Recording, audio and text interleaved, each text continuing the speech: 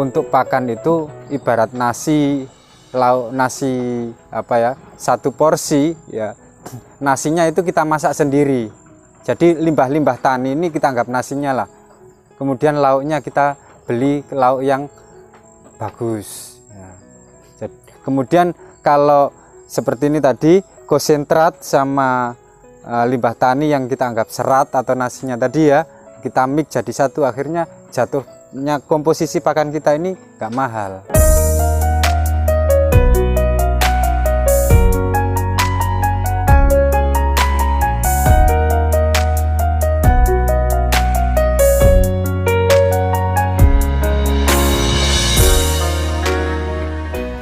Assalamualaikum warahmatullahi wabarakatuh.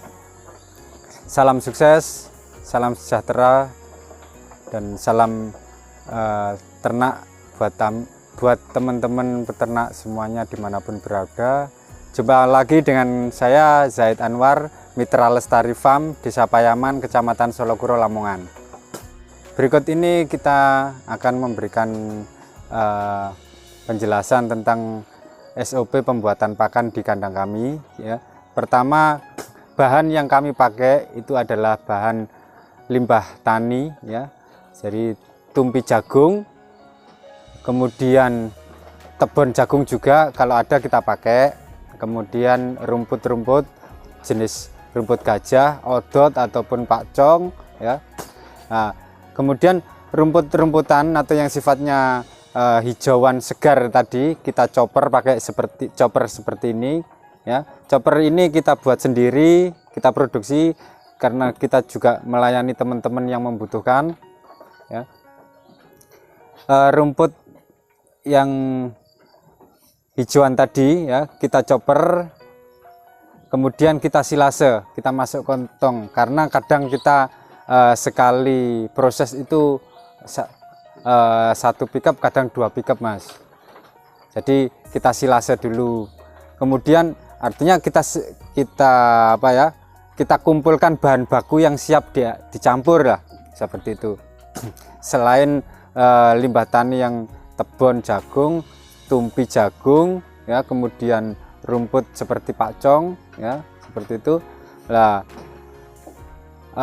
Untuk penguatnya kita pakai pakan konsentrat. Cuman kita pilih pakan konsentrat yang protein kasarnya ya kalau bisa di atas 15 ya, itu kebutuhan kami segitu. Kita cocok dengan yang PK16 itu cukup ya. Selama ini kita pakai konsentrat PK16 ya. Kita mix dengan bahan tadi ada tumpi jagung ya, kemudian sama tebon sama ini rumput gajah. Nah, hijauan sama bahan kering itu kita kombinasikan mas, kita campur jadi satu, kemudian kita giling pakai ini ya, pakai sarangan ya. Tujuannya tumpi untuk mengurangi kadar airnya mas, karena tumpi kering sedangkan rumput gajah kan basah ya. Nah, kita mix jadi satu, hasilnya seperti ini mas. Kalau hijauan ini padahal ini ada rumput gajahnya, tapi ini nggak kelihatan ya rumput gajahnya. Yang terlihat hanya dominan tumpi jagungnya. Padahal ini komposisi konsentratnya lumayan 60-40 ini. 40 konsentratnya, seratnya 60. Kalau untuk pakan yang sudah mixing ini ya, biasanya kita bikin itu 1 minggu 1 kali ya, kurang lebih ya 1 ton ya, kurang lebih 1 ton. Itu untuk stok kita minimal 1 minggu mas ya. Jadi kita di waktu libur kita proses pakan ya, untuk 1 minggu seperti itu. Lah, untuk pakan yang kita olah, kita masukkan dalam tong ini. Untuk yang sudah mixing seperti ini 3 bulan masih bisa kita pakai dan aromanya juga kuat, bagus juga. Kemudian TDN-nya juga bagus ya. Untuk yang silase kita coba, untuk silase itu kita pernah coba sampai 1 tahun masih oke. Jadi untuk manajemen pakan itu kalau kita bisa stok pakan dengan cara pengolahan pakan yang benar, insya Allah ternak itu enggak berat. Kemudian untuk pemberian pakan itu kalau kami biasanya 2 kali ya, pagi dan sore. Pagi jam 7 sampai biasanya kita proses mengasih pakan itu start jam 7 ya. Nah, kemudian sorenya itu jam 3 ya. Jadi itu kita lakukan yang dengan apa ya, disiplin lah ya. Soalnya domba, kambing itu butuh 3T ya, tepat waktu, tepat komposisi, dan tepat bahan bakunya. Untuk nilai pakan kami ya, dengan yang sudah termixing seperti ini ya, ini ketemunya 2000 per kilo Mas, gitu. Untuk konsentratnya kami itu harganya kurang lebih 4000 ya. Ya.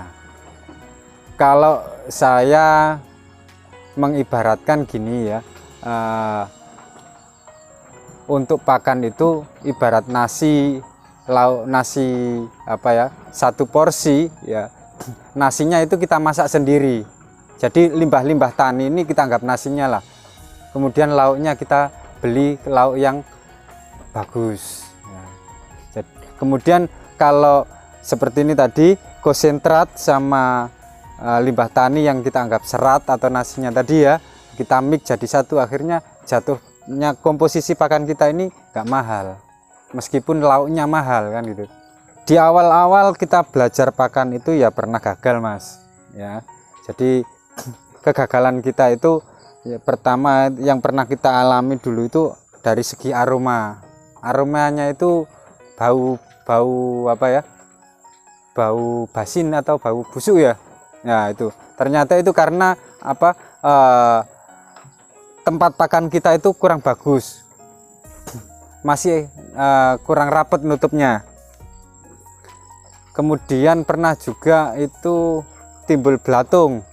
Nah, timbul belatung itu ya selain kurang rapat ternyata kurang padat. Jadi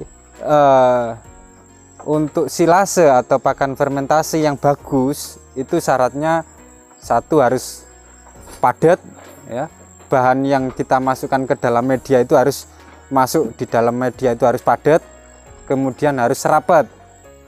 Nah, kemudian kadar airnya juga nggak boleh tinggi ya, kalau istilahnya teman-teman itu mamel lah itu, agak kering dikit nggak apa-apa gitu ya.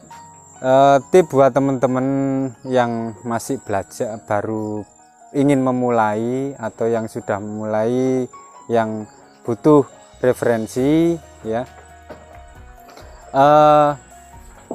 untuk memanfaatkan limbah tani atau limbah-limbah di sekitar yang punya potensi, memang kita butuh alat chopper yang sifatnya multifungsi ya. Soalnya ini multifungsi banget. Selain untuk bisa nyopper, nepung juga bisa, kita juga sekalian mixing. Untuk kapasitas ternak yang sifatnya di bawah 100 atau di bawah 500 ya, yang untuk produksi pakannya itu tidak harus pakai mixer, cukup pakai chopper yang seperti ini. Jadi limbah yang di sekitar itu kita bisa proses, baik di chopper, di tepung, baik sampai mixingnya sendiri. Oke, sekian dulu dari kami Mitra Lestari Farm, Desa Payaman, Kecamatan Solokuro, Lamongan ya. Sekian dulu. Wassalamualaikum warahmatullahi wabarakatuh.